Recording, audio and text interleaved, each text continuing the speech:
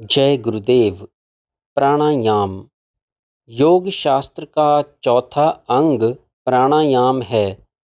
योग शास्त्र में सिद्धि का एकमात्र उपाय प्राणायाम ही कहा गया है।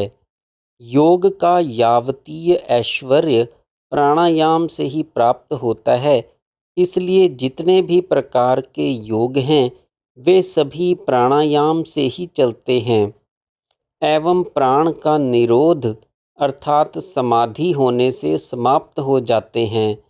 मन रोकने के साधन के जितने भी ग्रंथ हैं वे सब प्राणायाम से ही मन को वश में करने का मुख्य उपाय वर्णन करते हैं।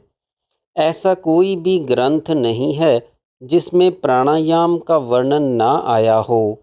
संध्या, पूजा, मंत्र, यंत्र, जप, तप इत्यादि धर्म कर्म सब में ही ये किया जाता है।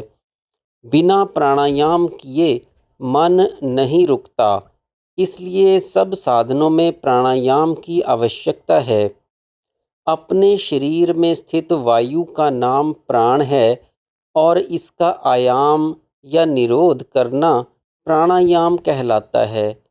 प्राणायाम रेचक, पूरक और कुंभक के नाम से सब शास्त्र तथा योगी जनों ने कहा है। श्वास को बाहर निकालने का नाम रेचक है, श्वास को भीतर खींचने का नाम पूरक है एवं श्वास को बाहर छोड़कर अंदर खींच के रोक लेने का नाम कुंभक है। योग शास्त्र में नाना प्रकार के प्राणायाम कहे गए हैं। इनका विस्तार से वर्णन शिव संहिता, घेरंड संहिता, याज्ञवल्क्य संहिता, हठ योग प्रदीपिका एवं योग के कई एक उपनिषदों में भी है। आसन, प्राणायाम, बंध, मुद्रा, नाड़ी शुद्धि की क्रियाएं, नेति, धौती, बस्ती, नौली, त्राटक आदि सभी क्रियाओं का वर्णन उक्त ग्रंथों में विस्तार से दिया गया है। प्राणायाम से शांति, प्रशांति, दीप्ति तथा प्रसाद ये दिव्य गुण क्रम से लाभ होते हैं। शांति अर्थात वर्तमान एवं आगंतुक पाप की निवृत्ति, प्रशांति अर्थात अंतर और बाह्यतम का नाश, दीप्ति अर्थात सूर्य, चंद्र, ग्रह और तारा के सदृश ज्योतियों के दर्शन, ऋषियों के दर्शन तथा अतीत, अनागत और वर्तमान प्रसिद्ध ज्ञानी एवं तत्वदर्शियों के दर्शन एवं प्रबुद्ध व्यक्ति ज्ञान की समकक्षता का लाभ।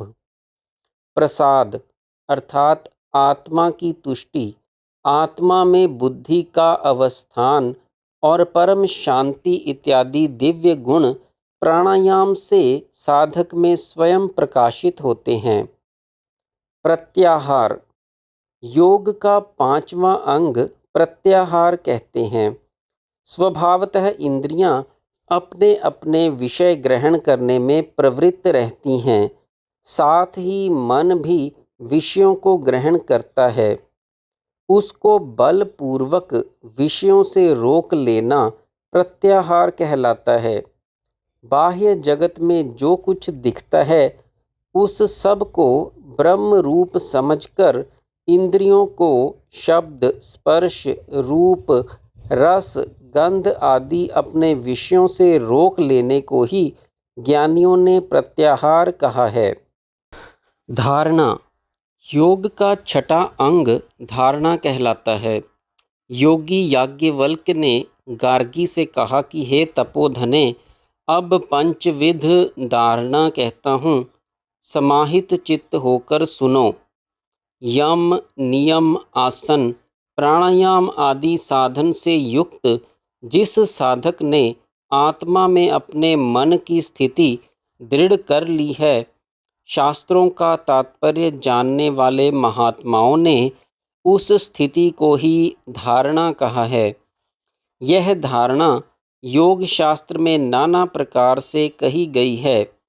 उनमें पंच महाभूतों के तत्व की धारणा ही प्रधान है। और भी जितने प्रकार की धारणाएं हैं उन सब का फल सहित विस्तार से वर्णन पंचदश प्रकाश में कर दिया गया है। ध्यान। योग का सातवां अंग ध्यान है। इस ध्यान का वर्णन योग शास्त्र में नाना प्रकार से किया गया है, जैसे साकार, निराकार। साधक अपनी इच्छानुसार जैसा चाहे ध्यान करें। जिस ध्येय में एकांतता, तन्मयता प्राप्त हो वह ध्यान कहा गया है। ध्येय में लगा हुआ मन उस ध्येय मात्र में अविच्छिन्न भाव से भावित होकर लगा रहे एवं तन्मय हो जाए और अन्य किसी पदार्थ विषय को उस समय ना जाने, उसको ध्यान कहते हैं। बाकी जो ध्यान कहे जाते हैं वे ध्यान नहीं हैं। ध्यान तो मन को निर्विषय करने का नाम है। इस ध्यान के प्रसाद से परम सुख होता है और मोक्ष भी होता है, इसमें कोई संदेह नहीं है। ध्यान से ही मोक्ष मिलता है, मोक्ष से ही परम सुख, सुख से ही आनंद की वृद्धि होती है और आनंद ही ब्रह्म का रूप है। समाधि। अब योग के 8वें अंग समाधि का वर्णन किया जाता है।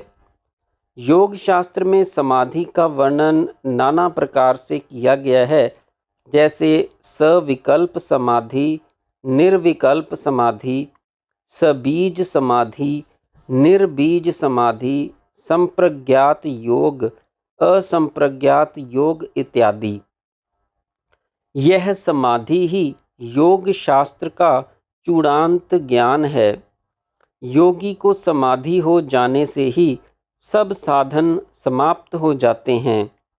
जैसे सैंधव लवण जल में मिलाने से जल रूप ही हो जाता है, वैसे ही आत्म तत्व में मन संलग्न होने से आत्म रूप ही हो जाता है, उसको समाधि कहते हैं। जब प्राण प्रवाह, श्वास प्रश्वास की क्रिया बंद हो जाती है तो मन निरुद्ध हो जाता है और प्राण सुषुम्ना विवर स्थित ब्रह्मरंध्र में लय हो जाता है, तब समाधि होती है। जब जीवात्मा और परमात्मा की एकता साधित होती है और सर्व प्रकार के संकल्प का विनाश हो जाता है, तब समाधि होती है। समाधि स्थित योगी को काल खा नहीं सकता, ना उसको कोई कर्म बांध सकते हैं और ना उसको कोई वश में कर सकता है। समाधि में स्थित हुआ योगी शब्द, स्पर्श, रूप, रस, गंध आदि विषय को नहीं जानता, वह तो केवल अपने आत्मा को ही जानता है। उस अवस्था में उसका चित्त न जागृत है न सुप्त, न उसे स्मृति है न विस्मृति, और न उसकी वृत्तियों का उदय अस्त है। वह निश्चय मुक्त है। समाधि में स्थित हुआ योगी शीत उष्ण, सुख दुख, मान अपमान कुछ नहीं जानता। जो योगी जागृत अवस्था में भी सुप्तवत रहता है और जिसके श्वास प्रश्वास की क्रिया तक नहीं होती, निश्चय ही वह मुक्त है। समाधि में स्थित हुए योगी का किसी भी प्रकार के शस्त्र से वध नहीं किया जा सकता और कोई भी देहधारी उसको अपने अधीन नहीं कर सकते, और ना ही वह मंत्र यंत्र द्वारा वश में किया जा सकता है। वह तो अपने स्वरूप में अवस्थित है। समाधि के प्रभाव से उनका देह भी दिव्य हो जाता है, इसलिए वह अवध्य है। अब राजयोग समाधि के महात्म को कहते हैं कि इसको तो तत्वतः कोई विरला पुरुष ही जानता है कि जिससे गुरु की कृपा से ज्ञान, मुक्ति, स्थिति और सिद्धि होती है। जब गुरु की कृपा होती है तो प्रथम सिद्धि होती है, फिर स्थिति होती है। स्थिति होने से ज्ञान होता है एवं ज्ञान होने से ही निश्चय मुक्ति होती है। सद्गुरु की कृपा के बिना विषयों का त्याग दुर्लभ है और तत्व दर्शन भी दुर्लभ है। गुरु की कृपा के बिना समाधि अवस्था लाभ करना भी दुर्लभ है। इन सब का ज्ञान गुरु कृपा से ही सुलभ है। जय गुरुदेव।